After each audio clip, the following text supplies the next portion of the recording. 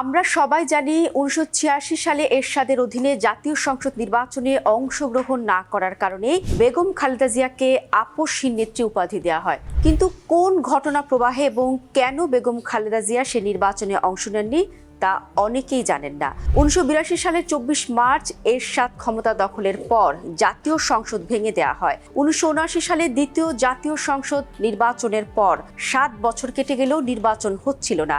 এরশাদের কোনো রাজনৈতিক বৈধতাও ছিল না। এ কারণে নির্বাচন আয়োজন জরুরি হয়ে পড়েছিল।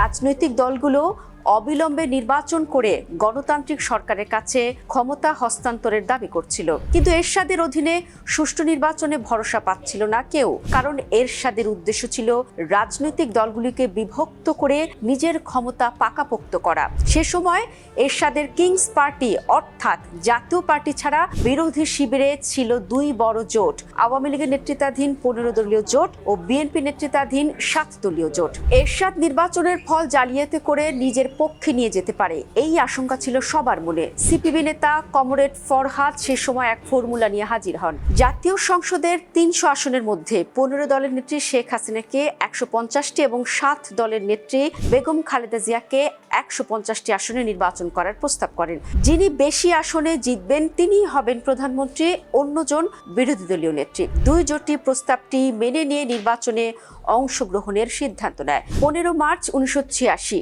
দুই জোটের এমন সিদ্ধান্তের পরদিন 16 মার্চ 1986 নির্বাচন কমিশন জনপ্রতিনিধি অধ্যাদেশ সংশোধন করে এক ব্যক্তির 5টির বেশি আসনে নির্বাচন করা অবৈধ ঘোষণা করে। পরদিন 17 মার্চ আওয়ামী লীগ ও বিএনপি নেতৃত্বাধীন দুই জোটের পক্ষ থেকে জানিয়ে দেওয়া হয় জোটভুক্ত 22টি দল এই নির্বাচনে অংশগ্রহণ করবে না।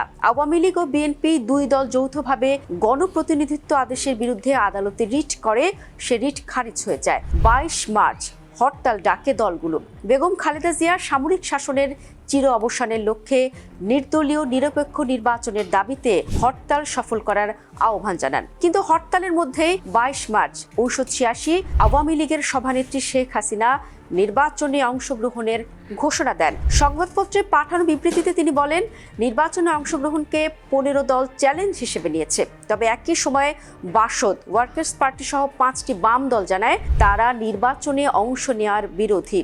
পরবর্তীতে তারা 15 দলীয় জোট থেকে বেরিয়ে আলাদা 5 দলীয় জোট করে। মনোনয়ন জমা দেওয়ার তারিখ 25 মার্চ থেকে পিছিয়ে 6 এপ্রিল পর্যন্ত বাড়ানো হয়। আওয়ামী লীগের সাথে মনোনয়নপত্র কেনে জামায়াতের মজলিসের শুরায় সিদ্ধান্ত নেওয়া হয় জনগণের উপর আস্থা রেখে নির্বাচনে যাবে জামায়াত। মনোনয়নপত্র প্রত্যাহারের জন্য আওয়ামী লীগ সহ রাজনৈতিক দলগুলোর প্রতি আহ্বান জানানো ও দফায় দফায় আলোচনা হয়। কিন্তু শেখ হাসিনা জানান এরশাদ বেশিরভাগ দাবি মেনে নেওয়ায় তারা নির্বাচনে যাচ্ছেন, কিন্তু বিএনপি নেত্রী বেগম খালেদা জিয়ার 5 দফা দাবিতে অটল থাকেন। তিনি ঘোষণা করেন পাতানো খেলার নির্বাচন নয়, আন্দোলনের মাধ্যমেই দাবি আদায় করা হবে। বিএনপি ছাড়াও সেই সময় নির্বাচন বর্জন করে জাসদ, সিরাজ নেতৃত্বাধীন যে দলটি ছিল সেটি, বাসদ, ওয়ার্কার্স পার্টি, সমাজবাদী দল, বাকশাল সহ বেশ কিছু দল। নির্বাচন যে পাতানো তা বোঝা যায় নির্বাচনের ফল আসার পর।